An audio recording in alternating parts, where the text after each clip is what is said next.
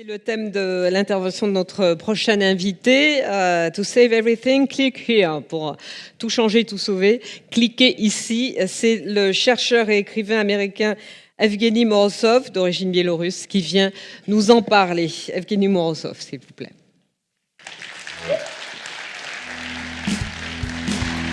Stage is yours.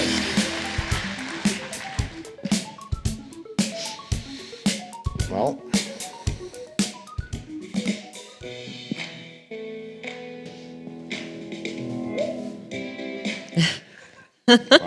I thought the hip-hop battle will continue with me just singing, maybe.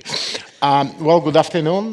Thank you very much for being here. I must say that it's the first time I have to follow a hip-hop battle, and I'll try to match it in content, if not in my dress code. So I'll try to give you a very kind of macro-level overview of some of the political, geopolitical, and some of the philosophical issues that face us with regards to digital technology. There are many ways, and you know it by reading the newspapers and following conferences and talks, that there are many ways to slice, to cut, to divide the contemporary debate about digital technology. We can talk about technologies that are humanizing, and those are dehumanizing, those that augment inequality and those that solve it, those that increase control and those that decrease it. That list is almost infinite. The dichotomy, the pair, the poles that I would like to talk about to you about today are somewhat different. I'd like to talk about technologies that are actually about adaptation, and as any adaptation, there is a hint of conservatism in that attitude, and technologies that are about transformation. And as anything transformative, there is a hint of progress and some kind of radical change implicit in it. And I would argue that this choice, right, this kind of range between technologies of adaptation and technologies of transformation, they're going to define many of the debates we'll be having over the next 5 to 10 years, especially in Europe. So let me start with an example which I think will illustrate what I mean by technologies of adaptation. So in Brazil, in São Paulo, where there are quite a few issues and problems related to crime, there has recently been something interesting going on. So users who use an app called Waze, some of you might be using it. It's a technology that belongs to Google right now, but it used to be an independent startup, which basically tells you about the real-time traffic situation, right, in the city, and it tells you which streets to take, which streets to avoid, because they might be full of traffic. In Brazil, in São Paulo, this app started showing, in addition to traffic, areas that are rife with crime. So areas where users are advised not to go because they might get into trouble. Further investigation showed that there was absolutely no statistics that was generated by the state or by the authorities that was fed into that app. It's actually completely unclear where Google and Waze got that data. But leaving that question aside, I think this idea that by using this powerful digital infrastructure, we can resolve a problem like crime and the ubiquity of gangs and militaries that are now invading a city like São Paulo. We can solve that just with a mere app that will tell users which areas to avoid, while doing absolutely nothing for the people who actually live in those areas and have to endure crime as a feature of everyday life. I think it's a very powerful example of how certain types of digital technologies might in fact allow us to, or some of us, because clearly there is also here a certain social class issue, it will allow some of us to adapt to the problematic environment better, while leaving the rest of us outside, having to deal with the reality as it is, completely bereft, if you will, completely unable to actually change it through any other means. Because the primary way for us to think about changing the world right now, in this sort of example, in this universe, it's not through political action, it's not through some kind of collective efforts and social efforts, it's primarily by deploying smart and intelligent technologies to make the world more bearable, right? I think that's a relatively strong example of what technologies of adaptation are like. But I think we should not, of course, close our eyes to the possibility of a very different types of technologies, which are also everywhere around us, and also technologies of transformation. And here I'm talking about technologies like artificial intelligence, like the Internet of Things, like the smart city, potentially like the blockchain, which can, in fact, not just to make us adapt to the nasty world out there, or to make sure that we can do something more efficiently, but to radically transform how we organize our collective efforts, how we organize the provision of services that we consume. Some of the services might be provided by the state, others might be provided by private sector, but there is a much more profound radical transformation happening. You can think about a new type of public transportation, which will not just deploy buses and trams and any kind of vehicles to just travel and circle around the city at fixed schedules, even if they're empty, but will actually follow an Uber-like example and will only go to places where there are actually people willing to travel somewhere, and would essentially become something like an Uber for buses. Right? And we have seen some cities like Helsinki experiment with it. But here you can see that we're actually dealing with a transformative qualitative change of how a service that we taken for granted now would operate. The same can be said about healthcare. I mean, of course, it's obvious that the introduction of artificial intelligence into medical care and into preemptive care is actually going to transform how we think about health. Right? So there is no point in denying that we can actually solve and be able to tackle some of the problems that were previously untackleable, and some of the problems that have traditionally been hard cases to solve.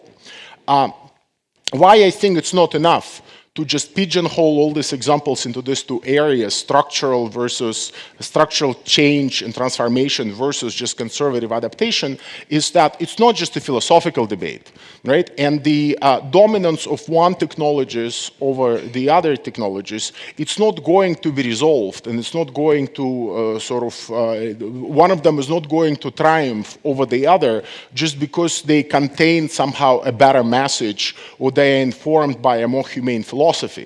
Ultimately, it's not a philosophical debate, and it's not a moral debate. The victory of one type over the other, right, will be determined in one way or another by a very concrete set of factors.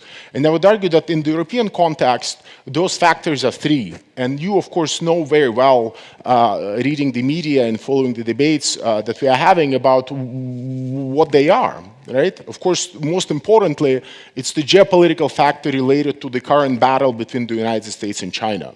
Right? Europe finds itself in a very uncomfortable position of essentially not having much of its own technology, the level of tech platforms and tech giants to boast of, having a relatively weak artificial intelligence strategy as compared to that of China or the United States, and lacking many of the policy instruments which, for better or worse, have been deployed both in Beijing and in Washington in order to develop these giant technology platforms, whether they are Tencent and Alibaba or Baidu, or whether they are Amazon, Microsoft, Facebook, and the rest of them.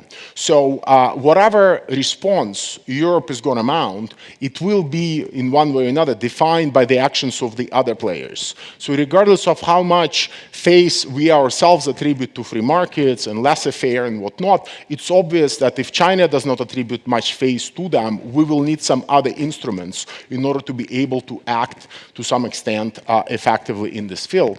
The second debate that I think will define much of our discussions about which kinds of technologies is going to prevail has to do, of course, with the increased reluctance of citizens, and I'm talking about ordinary citizens, to take on this greater burden of adaptation.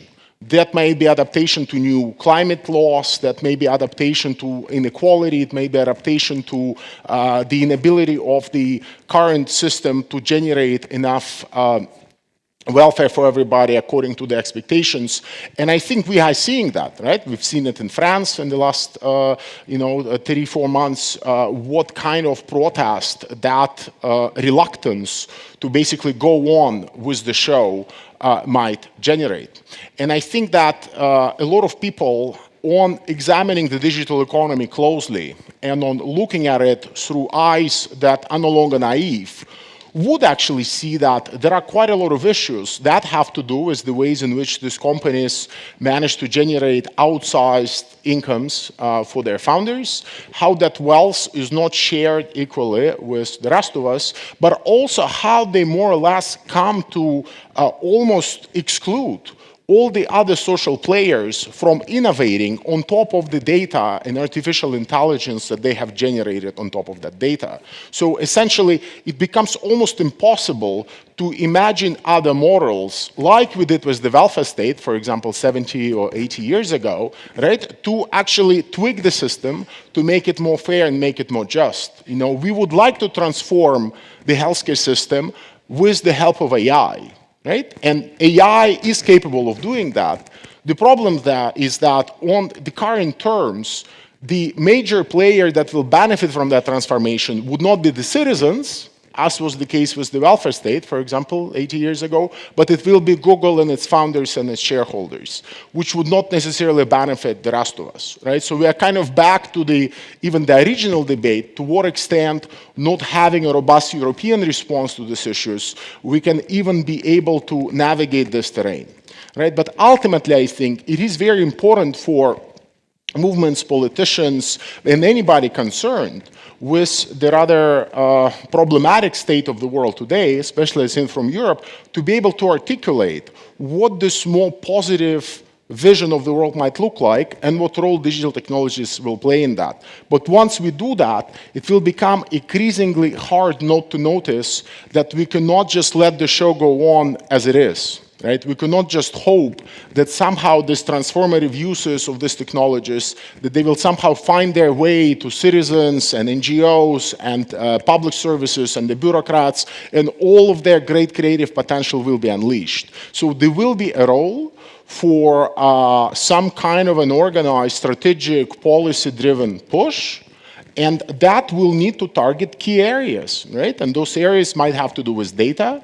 Those areas might have to do with artificial intelligence. Those areas might have to do with being able to keep basic infrastructure, like the smart city, like 5G, like the Internet of Things, under some kind of very basic control. Because if you lose sight of them, you will find yourself dependent on the Googles and Amazons and Huawei's and Alibabas of the world. Which is not to say that we should be making everything in-house, but it's only to say that there is a need for a common European approach to these issues, because if there is no common European push, we will end up in a very fragmented market with every single nation state, and especially smaller nation states like the one you have here, being unable to negotiate with the big digital giants and the governments that stand behind them, which is the US and China.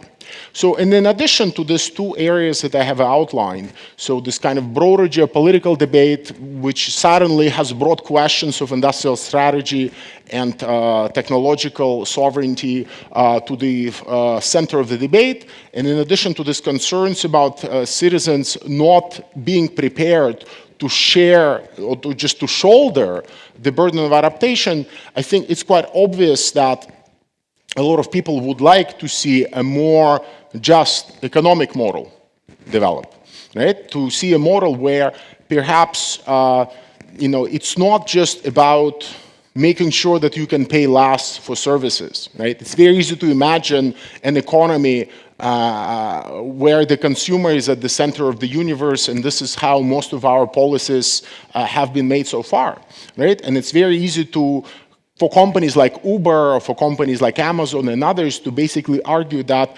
whatever the social costs of our models, whatever the inequality that we perpetuate in society, what matters about our models is that the consumers end up paying very little in the end, right? And the prices get lower and so forth. And I think that's an argument that really bears some re-examination, especially in light of what we know.